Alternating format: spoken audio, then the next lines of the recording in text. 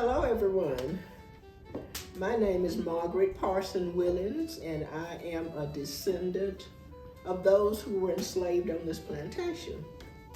Today we are going to be cooking stew beef with rice. The recipe we are cooking today is a dish that is more than just a comfort food, but history in a bowl.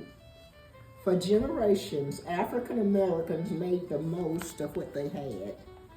Slow cooking methods like stewing could turn tougher or less desirable cuts of meat into something tender and flavorful. Stews and soups have always held a special place in African American foodways. Today, we are making stew beef.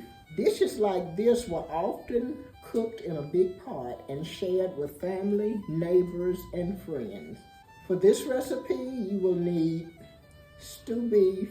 The amount depends on the number of persons you're going to serve. Enough water to cover beef with at least 2 inches over.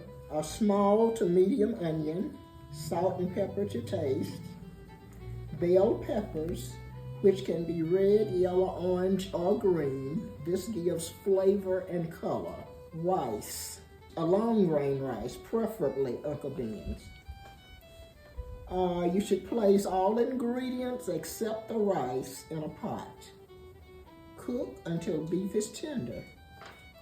Add rice. The amount depends on, again, the number to be served.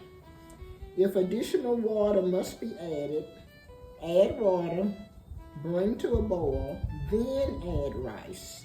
Bring to a boil once more. Cook until rice is tender. Like my mom, I usually don't measure ingredients. I hope this is helpful. Thank you for joining us today, and we hope that you will join us on September 13th for our annual By the Sweat of Our Brows.